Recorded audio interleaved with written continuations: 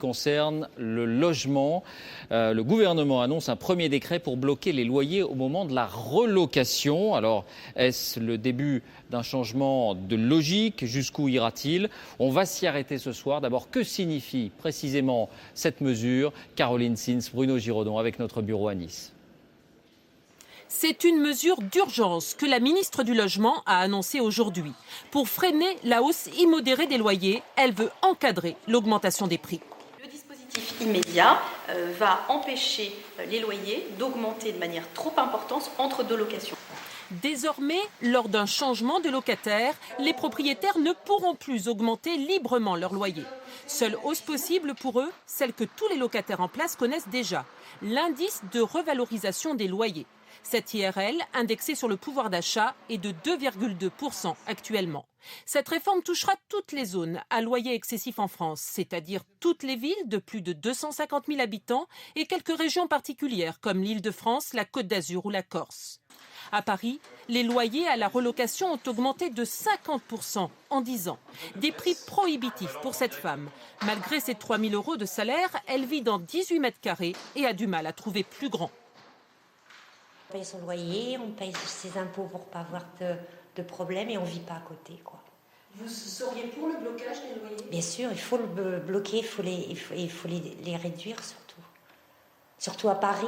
C'est sans doute une bonne mesure, sans doute appliquée un peu rapidement, je pense, mais oui, il faut faire quelque chose sur les loyers. C'est vrai que demander à madame de gagner 3,5 fois le montant du loyer quand on a passé 50 ans, je pense que ça devient un peu aberrant. Ce propriétaire d'une trentaine d'appartements en Île-de-France ne voit pas cette mesure d'un bon œil. Augmenter ses loyers lui permettait jusqu'alors de financer ses travaux. Il y a des améliorations très sensibles, très agréables qu'on peut actuellement faire encore et que j'estime qu'il faut faire, notamment en hygiène, en salle d'eau, en choses comme ça. Et ça coûte quand même assez cher. Et si les loyers sont bloqués ou diminués, eh bien, il ne sera plus question de le faire, c'est tout. Cette mesure entrera en vigueur à la rentrée, avant une grande loi sur le logement prévue l'année prochaine.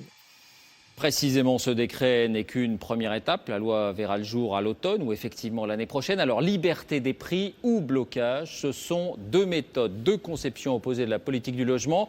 Pour ou contre ce virage, voici les opinions des uns et des autres. Chacun se fera son idée. Paul Sansfourche, Daniel Lévy. Encadrer les loyers, une mesure politique censée aider les ménages. Mais sera-t-elle vraiment efficace? Oui pour ses défenseurs. Elle permettrait même de tirer tous les prix immobiliers vers le bas. On va avoir à moyen terme une modération des loyers, mais aussi une modération des prix immobiliers. Et ça sera positif pour l'ensemble de l'économie.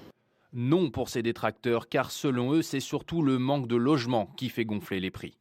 Il y a de plus en plus de gens qui ont besoin de se loger. Si on ne fabrique pas suffisamment de logements, eh bien mécaniquement, l'offre et la demande étant déséquilibrées, eh bien les prix vont continuer de monter.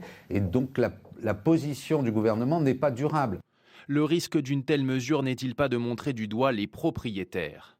Tout ça va dans le sens de dire aux propriétaires, au fond, arrêtez d'investir dans l'immobilier.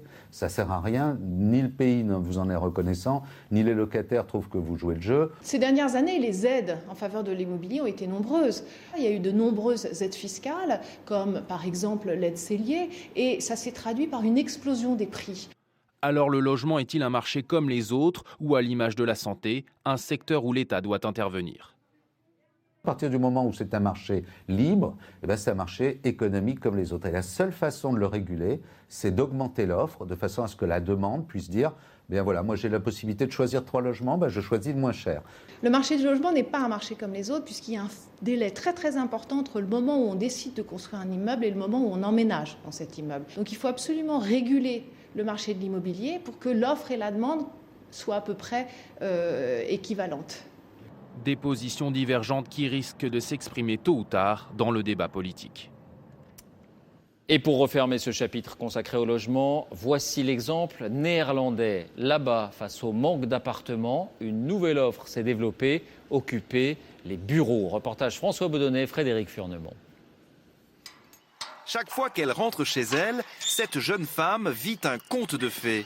Car elle habite dans ce château de 3500 mètres carrés pour une bouchée de pain. Je paye 185 € par mois pour une vie de princesse. Et c'est tout.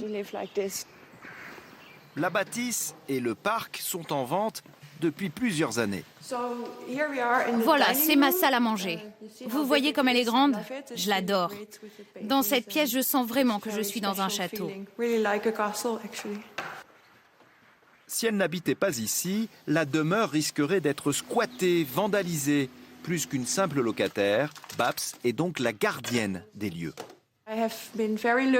J'ai de la chance d'être ici depuis 1 an, mais je ne sais pas combien de temps cela va encore durer. Car quand le château, ses 20 pièces et son théâtre auront trouvé acquéreur, elle n'aura qu'1 mois pour déménager. Aux Pays-Bas, plus de 50 000 personnes vivent ainsi pour quelques mois ou quelques années dans d'anciens commissariats de police, des écoles désaffectées ou encore des immeubles de bureaux en attente de locataires. Un succès qu'aimerait connaître cet agent immobilier parisien. Il propose le même service de location temporaire de bureaux. On pourrait installer sur Paris région parisienne plusieurs milliers de résidents temporaires. Et pour les propriétaires, avoir la garantie qu'il y a toujours de la vie dans leur immeuble pour éviter qu'ils se dégradent. Seulement voilà, alors qu'en région parisienne, un immeuble de bureaux sur 10 reste vide, les propriétaires sont encore réticents à les louer comme logement. Dans le nord de l'Europe, au contraire, habiter dans d'anciens bureaux est entré dans les mœurs. Cet immeuble du XVIe siècle a longtemps été la mairie de la ville. Bonjour, je viens pour l'inspection du bâtiment. Autour de la salle des mariages, conservée en l'état, depuis quelques mois, les anciens secrétariats ont été transformés en chambres. Quant au bureau de monsieur le maire, il sert de coin télé. Aujourd'hui, l'agence spécialisée vient contrôler que les colocataires n'ont rien abîmé. Quand les habitants ne respectent pas les règles, on leur donne un avertissement et on leur dit qu'ils doivent changer. Et si ça se passe une autre fois, on finit le contrat. Leur loyer n'est ici que de 170 €, mais en contrepartie, ils doivent accepter quelques désagréments. Voilà notre douche. Mais comme elle a été installée dans l'ancienne cuisine, on ne peut plus ouvrir le lave-vaisselle. Et le frigo, c'est la même chose. Pourtant, 20 ans après leur lancement, ces logements si particuliers sont de plus en plus populaires car ils représentent un excellent remède à la crise.